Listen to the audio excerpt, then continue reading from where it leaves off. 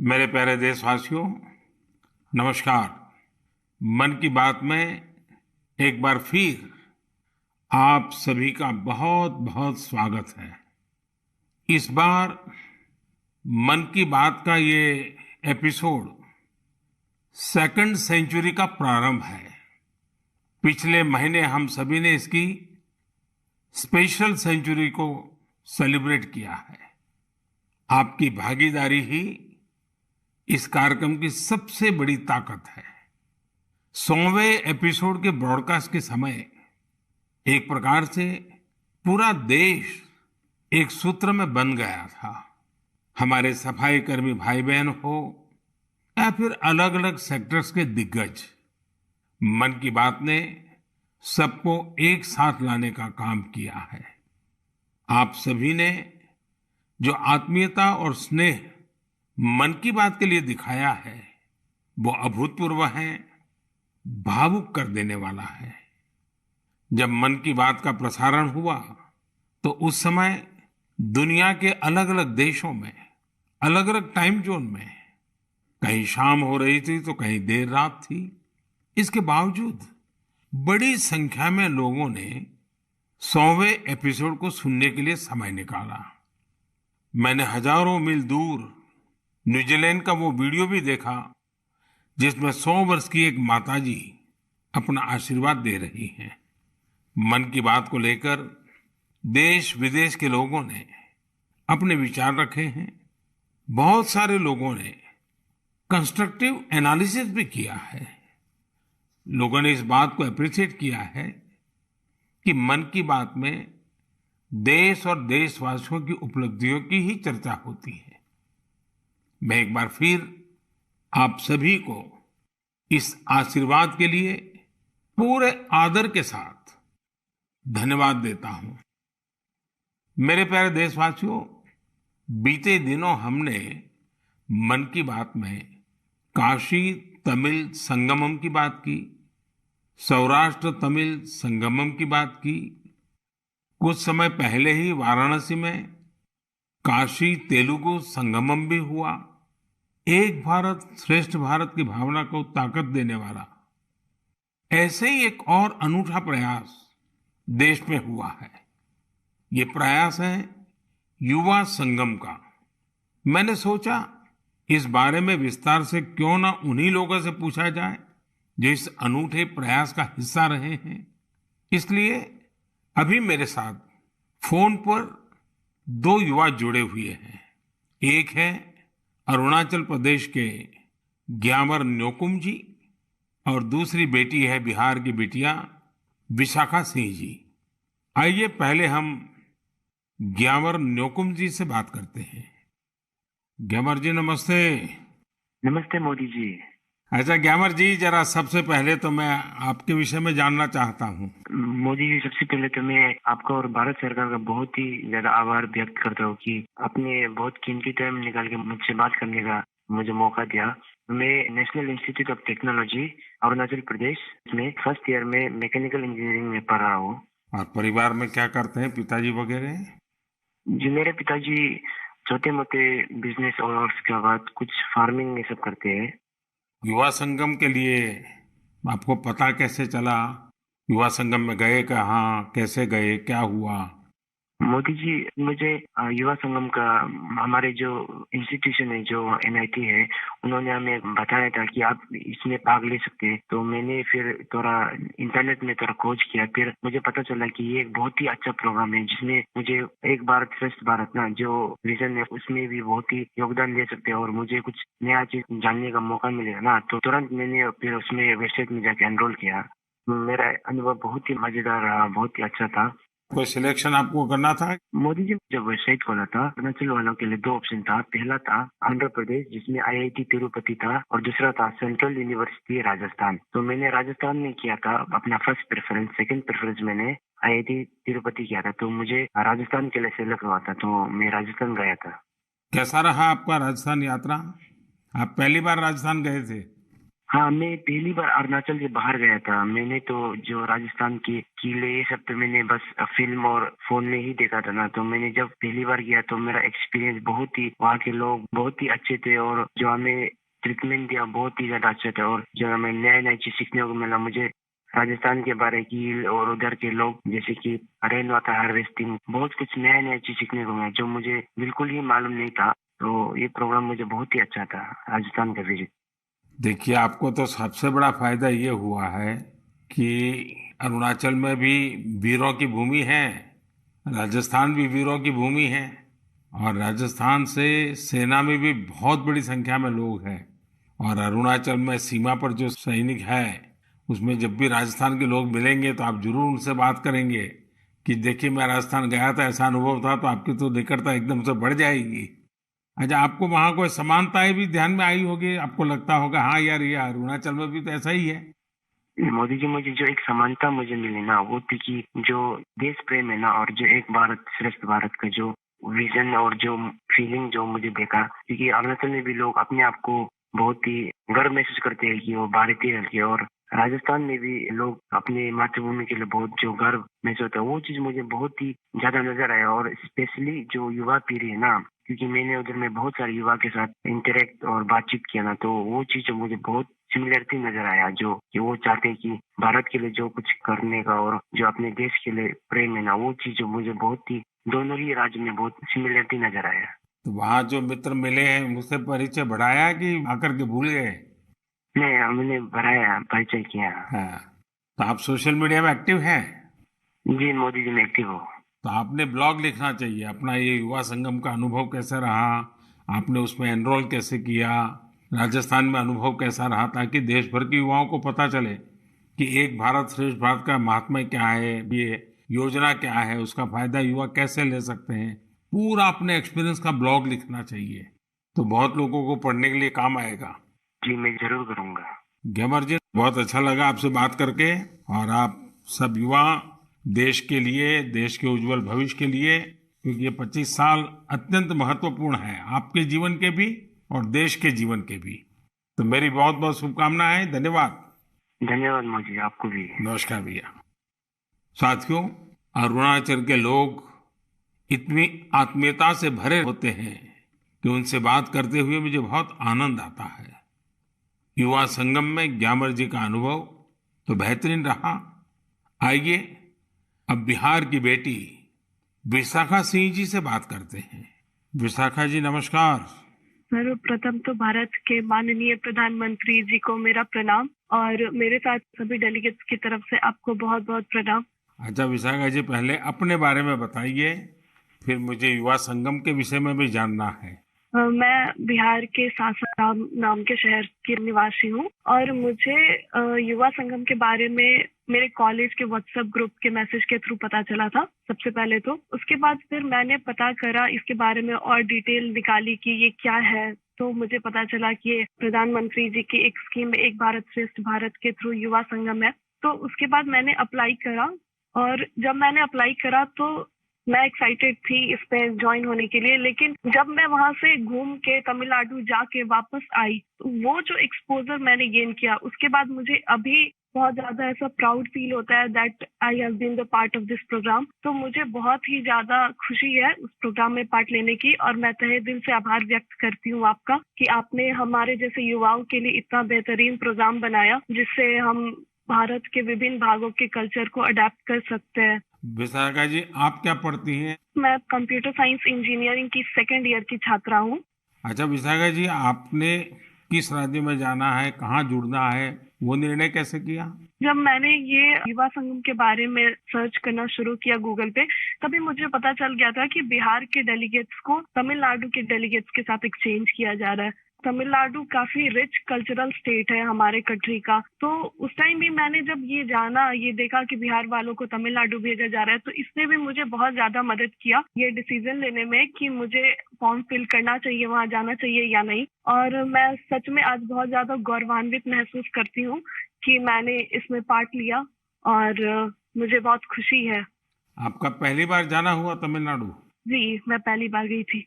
अच्छा, कोई खास यादगार चीज अगर आप कहना चाहें तो क्या कहेंगे देश के युवा सुन रहे हैं आपको।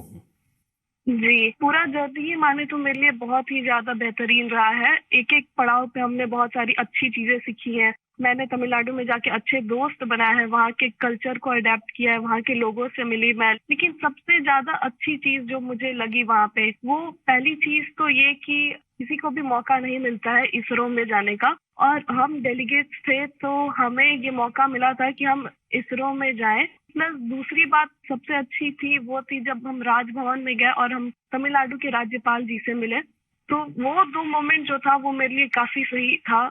मुझे ऐसा लगता है कि जिस एज में हम हैं एज़ अ यूथ, हमें वो मौका नहीं मिल पाता जो कि युवा संगम के थ्रू मिला है। तो ये काफ़ी सही और सबसे यादगार मोमेंट था मेरे लिए। बिहार में तो खाने का तरीका अलग है, तमिलनाडु में खाने का तरीका अलग है, जी। तो वो सेट हो गया था पूरी तरह। वहाँ जब हम लोग गए थे तो साउथ इंडियन क्विजीन है वहाँ पे तमिलनाडु में। तो जैसे ही हम लोग गए थे तो वहाँ जाते के साथ हमें डोसा, इडली, सांभर, उत्तपम, वड़ा, उपमा ये सब सर्व किया गया था। तो पहले जब हमने ट्राई करा तो दैट वाज टू गुड। वहाँ का खाना जो है वो बहुत ही हेल्दी है एक्चुअली, बहुत ही ज्यादा टेस्ट में भी बेहतरीन है और हमारे नॉर्थ के खाने से बहुत ही ज्यादा अलग है। तो मुझे वहाँ का खाना भी बहुत अच्छा लगा और वहाँ के लोग भी बहुत अच्छे लगे। अब तो दोस्त भी बन गए होंगे तमिलनाडु में। जी, जी। वहाँ पे हम रुके थे एनआईटी त्रिची में, उसके बाद आईआईटी मद्रास में। तो उन दोनों जगह के स्टूडेंट से तो मेरी दोस्ती हो गई है। प्लस बीच में एक सीआईआई का वेलकम सेरेमनी था, तो वहाँ पे वहाँ के आसपास के कॉलेज के भी बहुत सारे स्टूडेंट्स आए थे। तो वहाँ हमने उन स्टूडेंट से भी इंटरैक्ट किया और मुझे बहुत अच्छा लगा उन लोगों से मिलके। काफ़ी लोग तो मेरे दोस्त भी हैं और कुछ डेलीगेट से भी मिले थे, जो तमिलनाडु के डेलीगेट बिहार आ रहे थे, तो हमारी बातचीत उनसे भी हुई थी। और हम अभी भी आपस में बात करते हैं, तो मुझे बहुत अच्छा लगता है। तो विशाखा जी, आप एक ब्लॉग लिखिए और सोशल मीडिया पे ये आपको पूरा अनुभव, एक तो इस युवा संगम का, फिर एक भारत श्रेष्ठ भारत का, और फिर तमिलनाडु में अपनापन जो मिला, जो आपको स्वागत सत्कार हुआ, तमिल लोगों का प्यार मिला, ये सारी चीजें देश को बताइए आप। तो लिखोगे आप? जी, ज़रूर। तो मेरी तरफ से आपको बहुत शुभकामनाएं हैं और बहुत बहुत धन्यवाद। जी, थैंक यू सो मच। नमस्कार। ग्यामर और विशाखा, आपको मेरी बहुत बहुत शुभकामनाएं। युवा संगम में आपने जो सीखा है वो जीवन पर्यंत आपके साथ रहे, यही मेरी आप सबके प्रति शुभकामना है। साथियों, भारत की शक्ति इसकी विविधता में है। हमारे देश में देखने के लिए बहुत कुछ है। इसी को देखते हुए एजुकेशन मिनिस्ट्री ने युवा संगम नाम से एक बेहतरीन पहल की है। इस पहल का उद्देश्य पीपल टू पीपल कनेक्ट बढ़ाने के साथ ही देश के युवाओं को आपस में घुलने मिलने का मौका देना। विभिन्न राज्यों के उच्च शिक्षा संस्थानों को इससे जोड़ा गया है। युवा संगम में युवा दूसरे राज्यों के शहरों और गांवों में जाते हैं। उन्हें अलग अलग तरह के लोगों के साथ मिलने का मौका मिलता है। युवा संगम के फर्स्ट राउंड में लगभग 1200 युवा देश के 22 राज्यों का दौरा कर चुके हैं। जो भी युवा इसका हिस्सा बने हैं, वे अपने साथ ऐसी यादें लेकर वापस लौट रहे हैं जो जीवन भर उनके हृदय में बसी रहेगी। हमने देखा है कि कई बड़ी कंपनियों के सीईओ, बिजनेस लीडर्स, उन्होंने बैकपैकर्स की तरह भारत में समय गुजारा है। मैं जब दूसरे देशों के लीडर से मिलता हूं तो कई बार वो भी बताते हैं कि वो अपनी युवावस्था में भारत घूमने के लिए गए थे। हमारे भारत में इतना कुछ जानने और देखने के लिए है कि आपकी उत्सुकता हर बार बढ़ती ही जाएगी।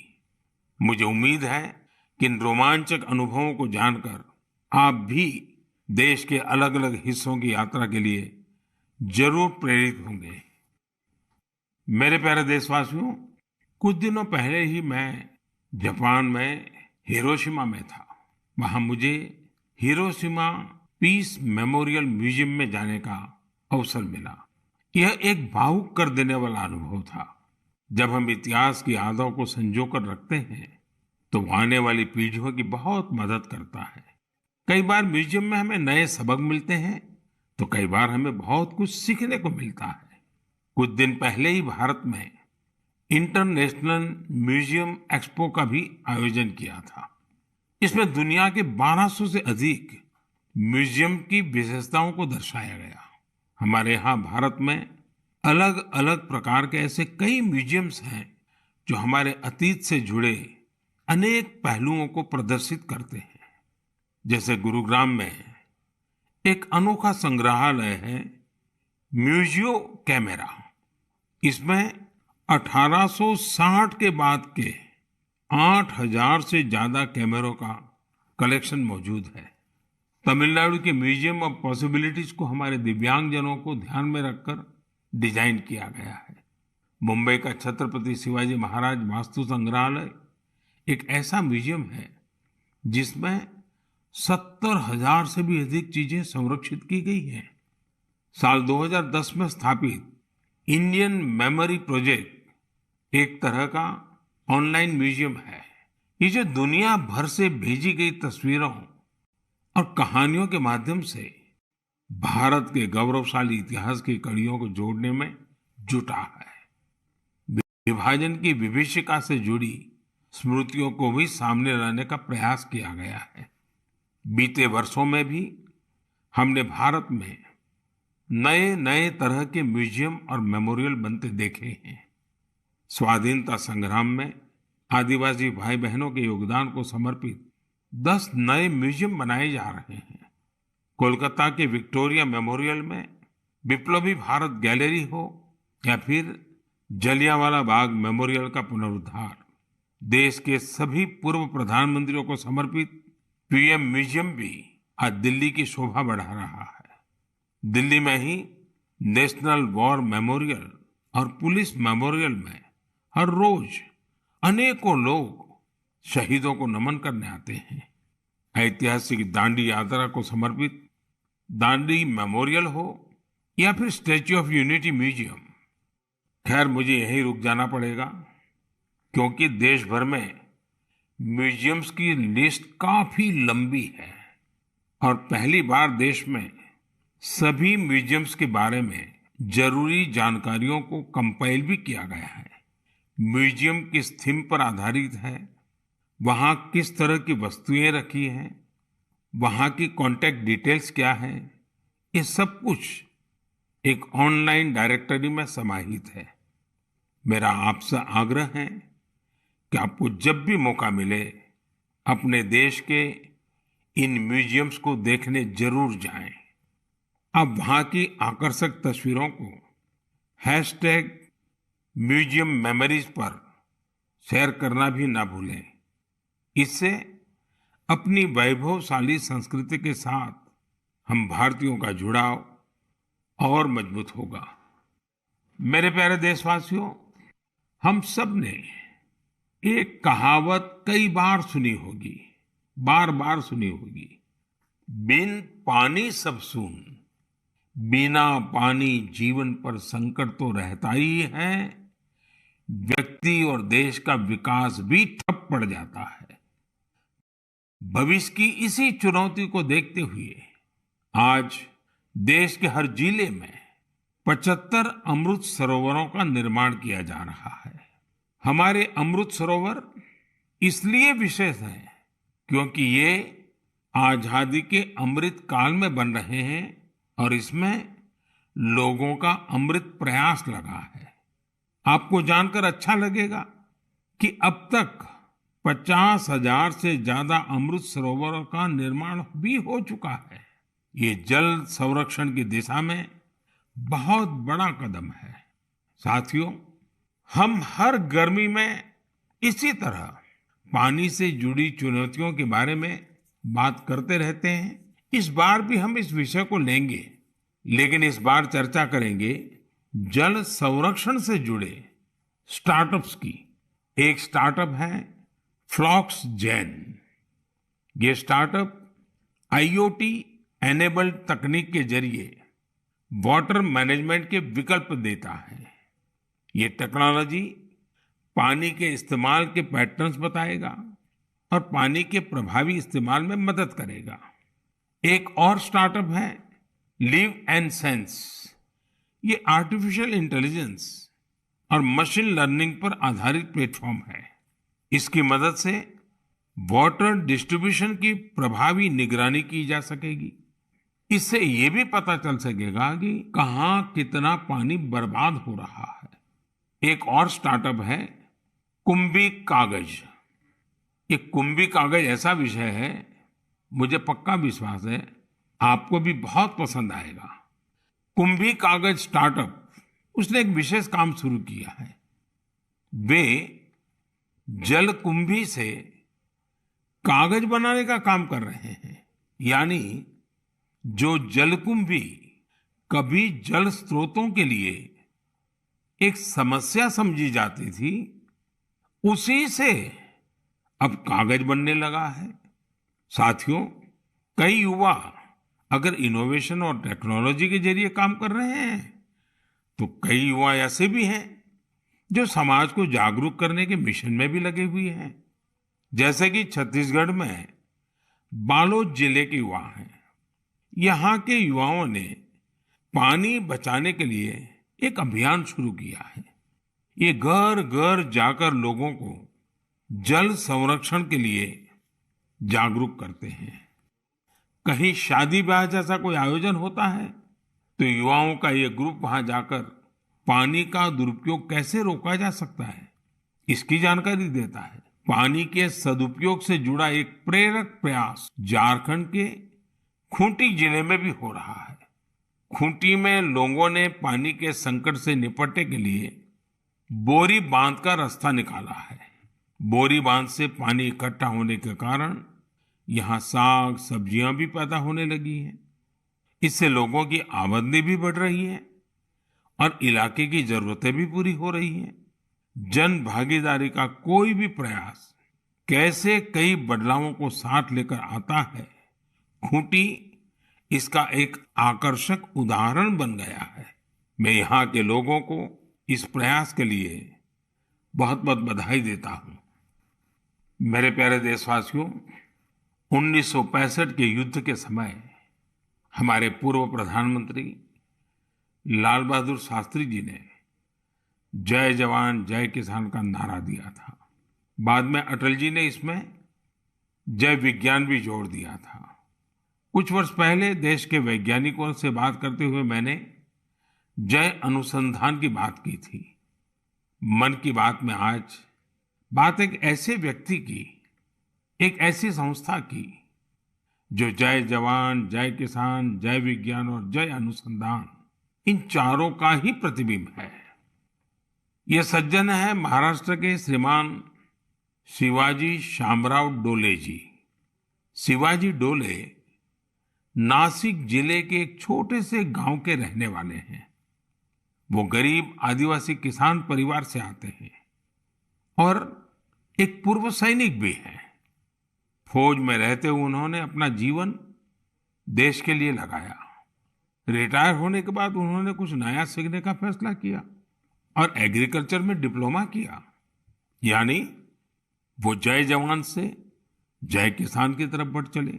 अब हर पल उनकी कोशिश यही रहती है कि कैसे कृषि क्षेत्र में अपना अधिक से अधिक योगदान दें।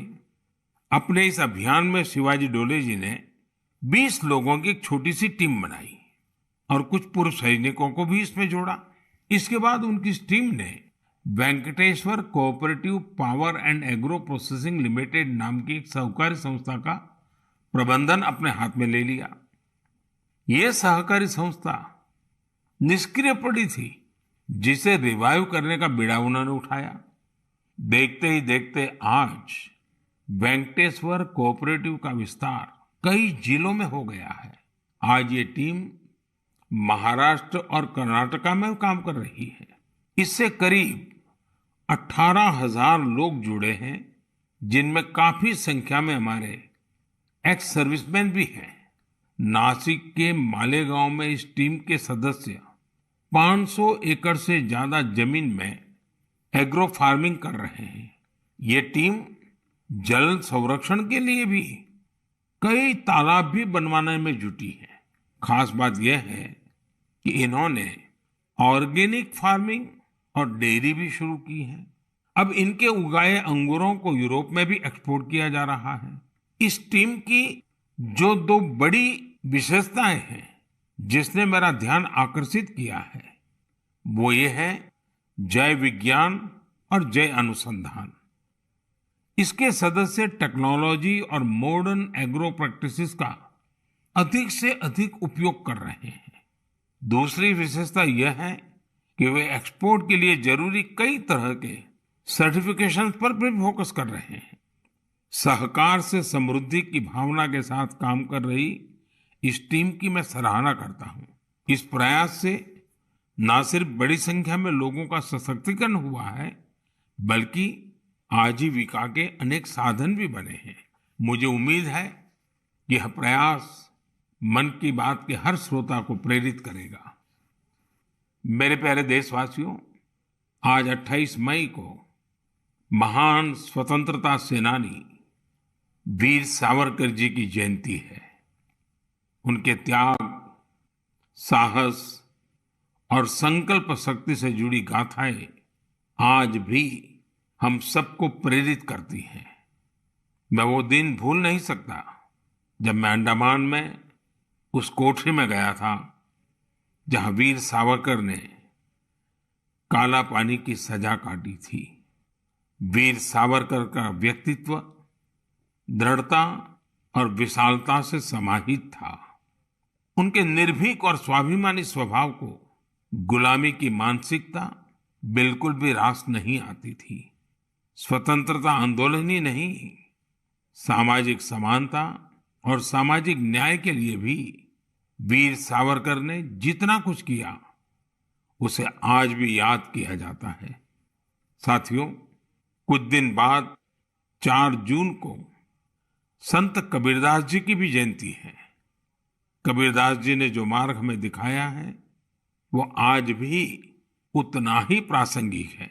कबीरदास जी कहते थे, कबीरा कुआं एक है, पानी भरे अनेक, बर्तन में ही भेद है, पानी सब में एक। यानी कुएं पर भले भिन्न भिन्न तरह के लोग पानी भरने आए, लेकिन कुआं किसी में भेद नहीं करता। पानी तो सभी बर्तनों में एक ही होता है। संत कबीर ने समाज को बांटने वाली हर कुप्रथा का विरोध किया, समाज को जागरूक करने का प्रयास किया।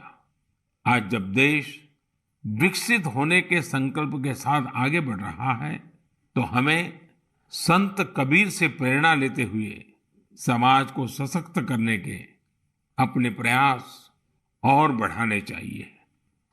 मेरे प्यारे देशवासियों, अब मैं आपसे देश की एक ऐसी महान हस्ती के बारे में चर्चा करने जा रहा हूं जिन्होंने राजनीति और फिल्म जगत में अपनी अद्भुत प्रतिभा के बल पर अमिट छाप छोड़ी।